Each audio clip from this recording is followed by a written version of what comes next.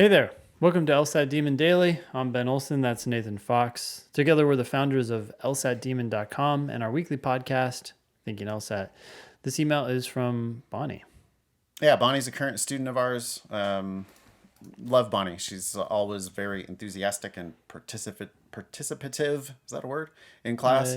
Haven't heard it before, but yeah, I got it. I say it is. Yeah, Bonnie says, well, wait, what was the subject of that email? It was basically thank you with like a million exclamation points. Okay. I just did a timed practice test and scored 163, my highest score ever. I had hit a plateau of 158 or 159 for about 6 months. I can't even express what a confidence boost this is. My diagnostic in early June was 148. My first official canceled score was a 147. That was in June of 2021. Notice what Bonnie did there. She made the very common mistake of taking a diagnostic in early June and then taking an official LSAT in that same month. And shocker, scoring 1 point lower. That was before we knew Bonnie. Next was a 155. That was from November of 2021. And my original goal score all along was 163. The scholarship estimator, that's lsatdemon.com/scholarships. But that scholarship estimator lit up in green and purple once I put in the score. The magic number for Bonnie was 163.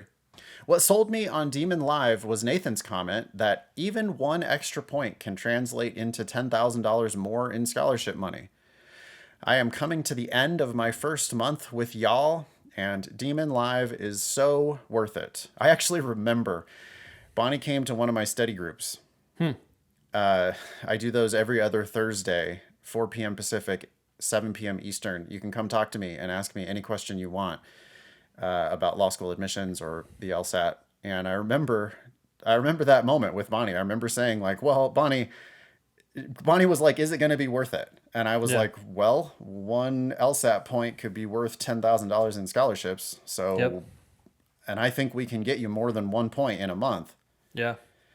And that was about a month ago. And it looks like we've gotten Bonnie 8 points maybe. Yeah. Bonnie says, I am going to review this practice test and then will need to pause my live subscription for a month due to time and budget constraints in January until I get my next official score in early February. And then I will be back with full steam ahead to try to break 170 before next admission cycle and then apply early and broadly to every single school that pops up green and purple. That might be a little bit extreme, Bonnie, because if you get a 170... Yeah, there's going to be a lot of schools. There's going to be a hell of a lot of green and purple that are wanting to give you full rides and more than full rides. So you don't need to do that, Bonnie. You can apply to 10 or 15 of those schools, and that'll be plenty. Anyway, we have a bunch of screenshots here from the Demon. You want to give Bonnie a little bit, she's not asking for advice, but you want to give Bonnie a little bit of study advice while we're here? Sure. Well, I'm just looking at her numbers right now, and it's interesting. Like her first section, right? She got, Bonnie, I'm looking at this, and you have, your reading comp section is first. You got 9 wrong, and so you have a score of 18 out of 27. That's 67% correct. Room for improvement there. You also have an accuracy score of 18 out of 27. So assuming that you're doing that section correctly, I'd hope that you actually would not get to those last few questions, that your accuracy percentage would be higher, that you'd have something more like 18 out of 18 or 18 out of 20 as opposed to 18 out of 27, because the Demon is tracking and trying to figure out which questions you're actually answering.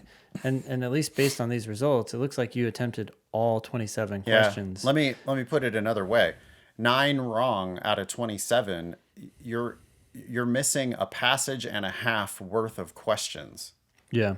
So you have a clear path to improvement, which involves doing less work and getting paid more. You need to not try to do all 4 passages and every single question in all 4 passages. You would have scored much higher if you would have just gotten 3 passages perfect and then randomly guessed on the 4th passage. Yeah. I'd be looking for like 90 or 95% accuracy. And I think then your percentage on the section as a whole is going to go up. Not even though you didn't even do a whole passage worth of questions, I can see somebody missing 6 on the section, even though they only did the first 3 passages. Yeah. So I Yeah. think that, that's like a 50% improvement in Bonnie's performance by doing 33% less work. Yeah. What do we think about games? Or sorry, LR's next, I guess. Yeah. Same thing. Yeah, same thing. You're Not as you're bad. doing all the questions. You got 81% correct, which is great, but you don't need to do them all. In fact, I noticed in the experimental section, which you did second, that was a game section, you only attempted 19 of the 23 questions. You got 17 of those correct. So that's an 89% accuracy. I guess we'd still like to see that even higher, right? It's like maybe you should have only attempted 17 questions or 18 questions, Well, especially in games, right? and it does, we see here, because we have an experimental section of games and we have an official section of games, and she got 18 points on both of those sections, even though on one of the sections she didn't finish. Yep. One of the sections she only did 19 questions and got 18 points. On the other section she did 23 questions and got 18 points. Yeah. So yeah, you're half-assing it, Bonnie. You need to put your full ass, not half-ass. And I mean, you have to solve the questions. Yes. To clarify, you need to do every question that you do as well as you possibly can before going on to the question. Yeah. Solve is the word we're looking for. This is not just for the games, but I mean, it's clearly on the games. It's just like so obvious that you either solved it or you didn't solve it. But it applies to reading comp and logical reasoning as well. It's not just do the question, do your best, get half guess. Yeah. It's actually figure it out Yeah. and know you're getting it right and get paid for the work that you're doing, because boy, her highest accuracy on any section is only 81% on logical reasoning. Yeah. And that's still, I think maybe, Bonnie, if you did a couple fewer questions, you might get a couple more points, because you'd be turning some of those zeros into ones. Like 5 mistakes, there weren't 5 hard questions on that section. There weren't. There's not that many hard questions on the LSAT. Yeah. There's like 1 or 2 that might be, debatable, or you might not see the trick until you review. But like, those are I know that she's making casual mistakes there. Yeah. And then she did the same thing on the last section of games. Finished the whole section, but dropped 5 points. And it's like, hey, Bonnie, for those 5 that you missed, there's probably another 5 that you like kind of got lucky on. Bonnie's like writing, she wants validation because she has improved so much. And we are definitely willing to give her that. But it's also a big opportunity to improve further. And if she's really going to shoot for 170, that's going to come from accuracy. Yeah.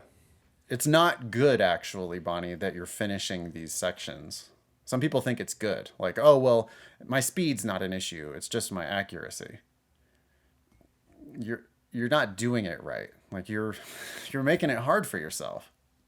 You're doing too many questions, and you're not doing them all the way until getting the answer. So I think right now, like tomorrow, I think Bonnie could score 166 if she just didn't finish the sections. And did better on the ones she got to. Yep. She's got 19 mistakes on this test. 19 questions that she attempted and did not end up choosing the right answer. Yeah. And that's like, okay, well, let's do a fewer questions per section, but let's also get a few more right per section. Yeah.